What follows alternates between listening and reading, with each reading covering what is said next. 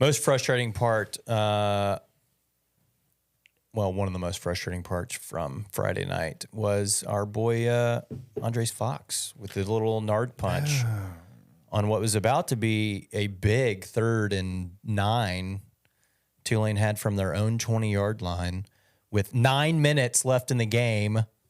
We were about to get the ball back with decent field position. Talking about starting at the 45. And he decides to just Judy chop some dude in the wiener. That guy, he may have castrated him. That dude was on the ground for the longest time. I told Kenny this ever. before.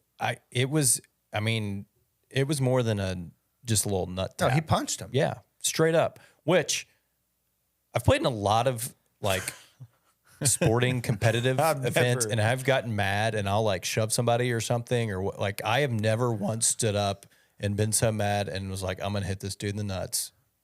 How does that like? I don't know. I can't talk. I tried kicking a guy once. So. Oh my god. I mean, kicking. Okay. I mean, I think you're a little Grayson Allen in you. I kicked the trailer. Punching somebody in.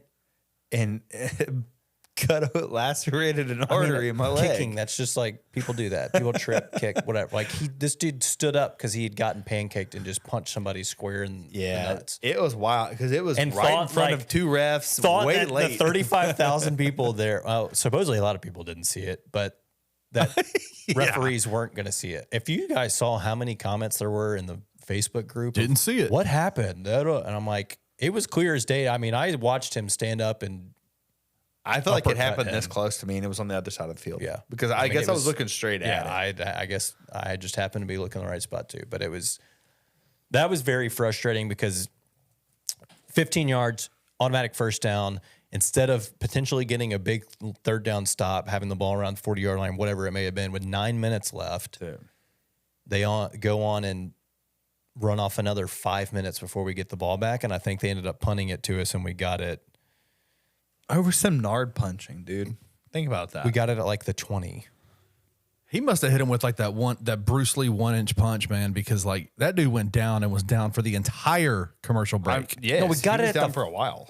Oh my gosh, that's even worse. That makes me more mad. They were down on the other end, like the 20-yard. Yeah, they were on their 20. 9 minutes left. He punches him in the wiener. They get a first down. They go on to run off 5 more minutes, punt it back to us with 4 minutes left, and punted it to the 5. So you're down 10 with the ball on your own 5 with 4 minutes left. Were you shocked that he only got half against UAB? I thought Ryan was going to throw him off of the team. So did I. I thought his career was over. Like his college football career was absolutely over. He's just not going to play 30 minutes of football. Is that 15 for each nut? I don't know, dude. That was, I mean, in all seriousness, like, yes, that other guy milked it. I mean, is that not, but is that not worse than targeting? Yeah, I think that he should. Also, did they not count that as a punch? Does that not count as a punch thrown? It's definitely a punch thrown. Like he straight up reared back and punched him. I know he punched him. I'm just saying from like a rules perspective, I feel like if you're throwing a punch, you at least miss a full game. I don't know. To me, that's inexcusable. Like, and I hated it so much. I like him as a player. I think he's been very good for us. It was dirty. I want nothing to do with it. And he's an older guy, so it's not like he's a young dude who doesn't know any better. Like he's a super senior, and you just freaking nard punch somebody.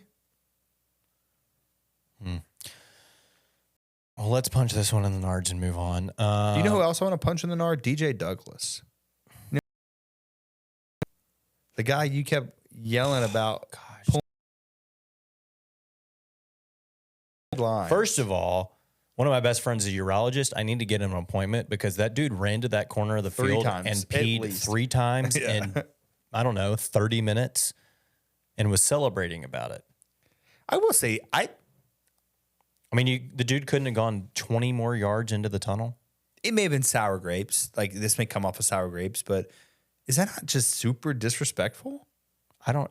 Most dudes, they have like a little tent they can just pee on the field. They had a whole damn sideline moon bounce in the corner right next to us. What the hell? Cool. What? Super cool.